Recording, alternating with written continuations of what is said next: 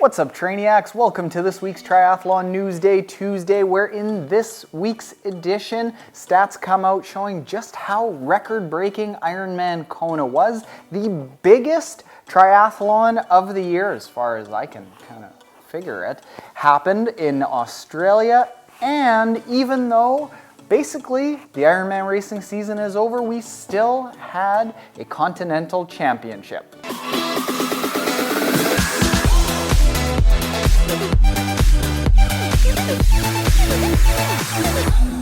What's up, triathletes? Welcome to this week's Triathlon Newsday Tuesday, where every single week we go over what happened in the triathlon world from the previous week. If you aren't yet subscribed, make sure you hit that subscribe button below, and as always, we will end this week's edition of Triathlon Newsday with everyone's favorite part of Triathlon Newsday Tuesday, and that's a story from the Trainiac community. Starting off, stats came out from Triathlon World showing just how record-breaking a year it was this season in Ironman Kona at the World Championships. You might know that both Patrick Lange and Daniela Ryf broke the overall course records. You might know that Lucy Charles broke the swim course record. If you are really in the know, you might even be aware that Jan Sibertsen, an age grouper and Patrick Lange's agent, broke the men's swim course record. But you probably don't know that over the course of 2018 Ironman Hawaii, 14 age group records, including the overall age group record, were also broken. In addition to that, it was also the lowest DNF rate, did not finish rate, going back all the way to 2003 of just 3.3%. It was a magical day, and if there was a time to race Ironman Kona and have it be easy, that's it. In collegiate racing, Arizona State University established pure dominance in the USA Nationals. ASU sophomore Hannah Henry won her second straight title, ASU team won their third straight title, and the ASU women's team swept the first 5 placings. Now, this isn't necessarily surprising if you look at the overall program that ASU has established. It was brought in place by Rocky Harris, who is the current CEO of USA Triathlon, and they have Cliff English, who is an elite triathlon coach heading up the coaching program. They are going all in on getting triathlon to an NCAA level event. Now, if you want to know more about how it's going to get to the NCAA event, there is a link in the description below, as there is to all full versions of everything that we talk about here. In Australia, the Noosa Triathlon Multi-Sport Festival happened over the weekend, with Ashley Gentle winning her record 6th title and Aaron Royle winning his 3rd title. The Noosa Festival is probably one of the biggest multi-sport festivals in the world. It's held over the course of 5 days. They have crit races, they have open water ocean swim races, they have pure road riding races, they have fun runs, they have 5Ks. They also at one point held an ITU event, but they still do hold an Olympic triathlon, which over the course of the last few years has generated as many as 8,000 entrants.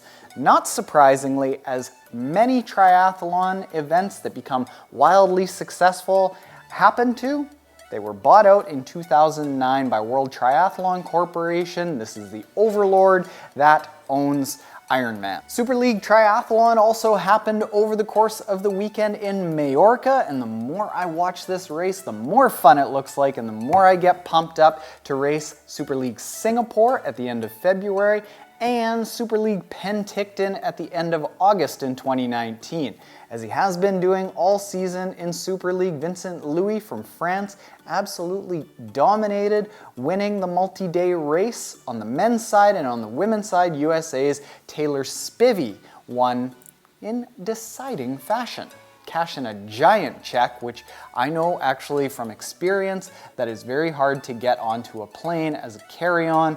May have been because it was a $500 check that I was trying to walk on with, but it was still big, still big. In Ironman racing, half Ironman Cabo happened over the weekend with Sam Appleton kind of shaking off a rough last few months and having the overall fastest swim, the fastest bike, and the second fastest run. He won the men's race, while on the women's side, Ellie Salthouse, having the fastest swim and the fastest run, won on the women's side. Said women's too many times. And then finally, the half Ironman South American Championships happened over the course of the weekend with Rudy Von Berg winning the men's side and Pamela Oliveira winning on the women's side. And whoever it is that yells at me every time Pamela Oliveira races and I don't mention her, there you go. She got mentioned. Sometimes when she finishes 13th, I'm not going to mention her, whoever you are. Jeez. In podcast land, just this past Sunday, we released probably one of the most inspiring podcasts that we've ever done. It's a back-to-back doubleheader with Marcus Cook and Elle Goodall, who are Ironman ambassadors at Kona. Between the two of them, they have lost a combined 500 plus pounds, and they competed at half Ironman Kona. This coming weekend, we have been cranking out a ton of podcasts over the last couple weeks, and we will be soon releasing podcasts from Lisa Roberts, Sam Long, Jocelyn McCauley, and just tonight, our buddy over at the Vegan Cyclist YouTube channel will be chatting with Tyler Pierce. So, if you aren't yet subscribed to our podcast, go check it out. It is the most highly reviewed triathlon podcast in the world. Thank you, world. Now, let's get into the Trainiac Story from this week, who starts out by saying, hey, good day, Taren. Good day to you.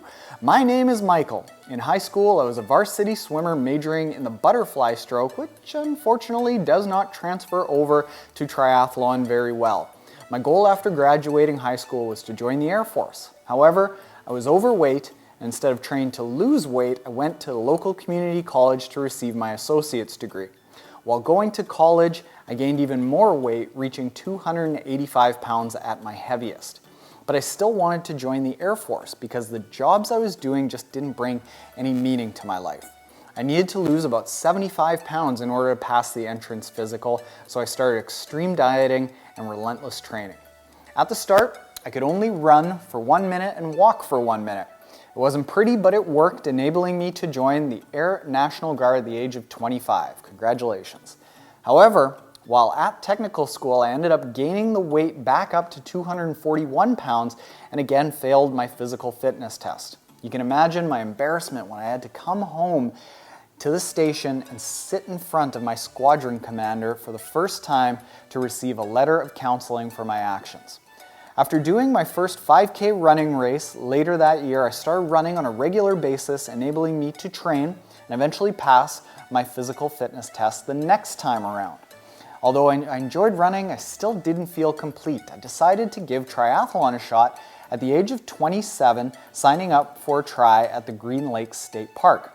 That first race, all I had was jammers, running shorts, a t-shirt, and a mountain bike that I had purchased from a local thrift store. I was not fast, but I was hooked. It gave my training meaning and allowed me to focus my efforts on something that I love. Fast forward to 2018, I've now done 2 sprints, 1 Olympic distance try, several PT tests for work. Just this year, I also completed the local Syracuse 70.3 Ironman, and it was the hardest thing I've ever done in my life.